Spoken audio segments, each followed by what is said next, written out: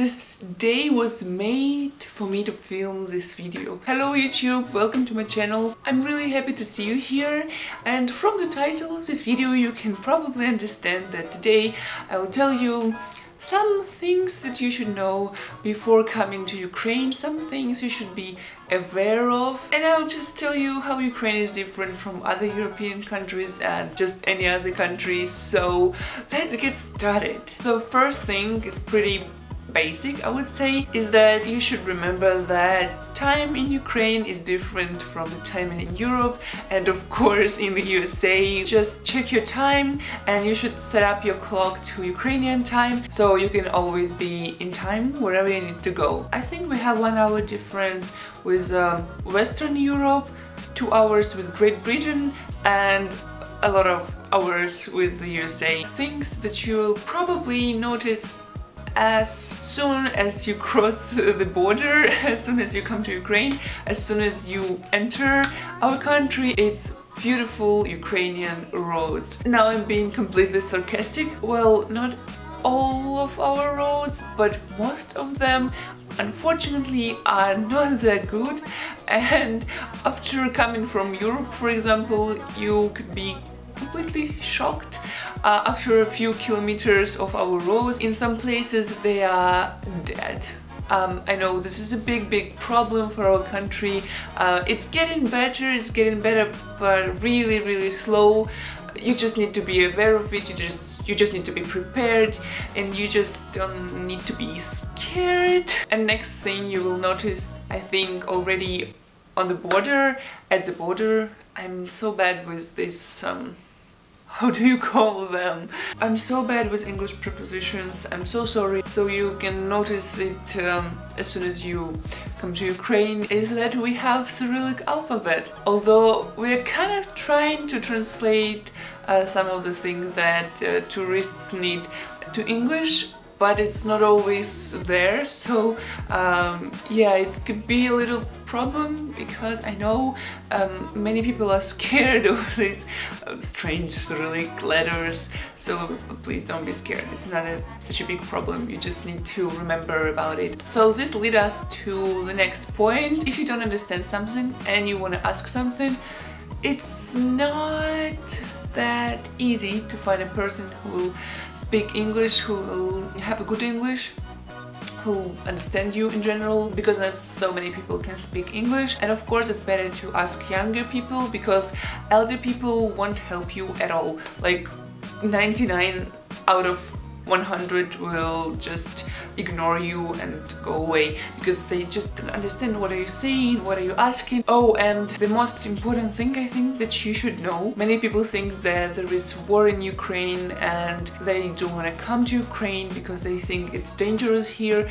It's not true. In war, these military forces are only in eastern part of our country. It's not in Kiev, it's not in Lviv, it's not in any other city except from Donetsk and Luhansk. It's just the eastern part, it's not the whole Ukraine. And Ukraine has so many things to show you in different parts. It's completely safe to come here. This is probably the first thing I should have mentioned. Next thing, if you want to try some national Ukrainian food, I definitely recommend to do this, because Ukrainian food, as I said before, is amazing. I love it so much, and I think the best place to try Ukrainian food is these cafes called Puzata Hata. They are so nice, and prices there are super cheap, and food is really delicious, and I love it. I love spending time there, it's just so cozy, and many of them are decorated in traditional Ukrainian style. I recommend you to go there and try borscht and vareniki and kotlety po-kievski. I think it's called chicken Kiev in English. So all this beautiful stuff, all in Puzata Hata. They didn't pay me, I just recommend it from my own experience. And as I already said, food there is really cheap, and so is everything else in Ukraine. If you come from Western Europe, if you come from the USA, prices for apartment, for food, and what else do you need for some entertainments, I think they will be pretty low for you.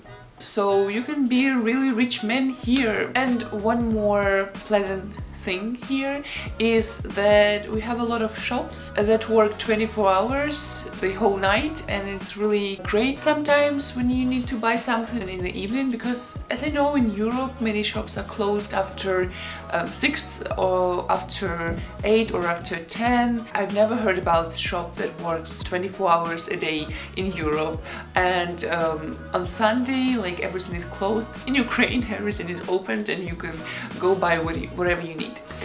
So yeah, this is like one of the benefits we have here. If you will use public transport in Ukraine, you should be aware of a few things. Public transport here does not have a schedule.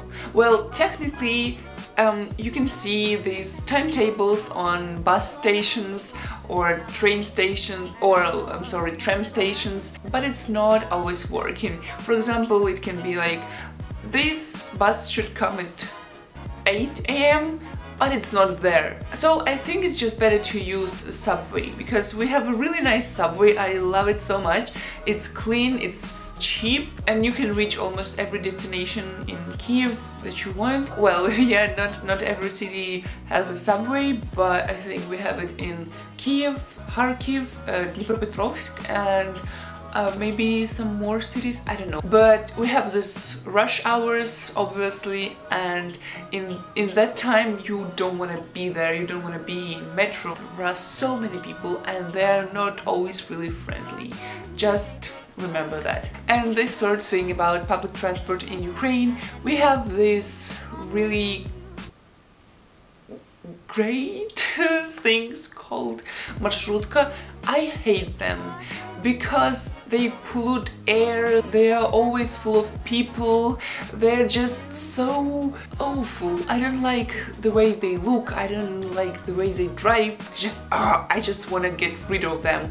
But yeah, we have it, and it's sometimes faster to go by marshrutka than by bus or by metro. In some parts of the city you can go by metro, by subway, so it's either marshrutka or bus, or not so often tram. I'm talking now about Kiev, of course, because I don't know how it's in other cities, but marshrutka is in every city. So if you want to try something dangerous, not really dangerous, but something different from things you knew before, just use marshrutka and it will be unforgettable experience. So now you're almost ready to come to Ukraine. I think the last important thing you need to know is how to say some of the basic things in Ukrainian. It's really nice to hear when foreigners say something in Ukrainian. Some basic phrases like thank you, like hello, which will be привіт. Thank you, дякую.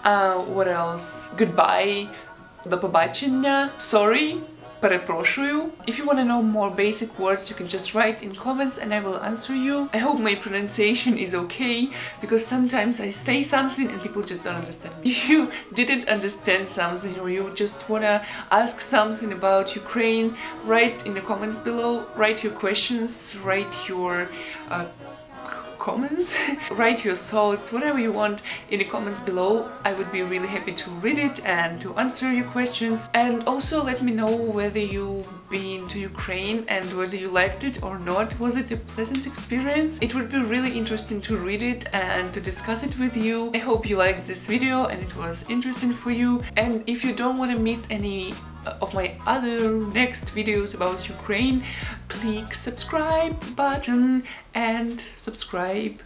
Thank you and see you soon. Bye!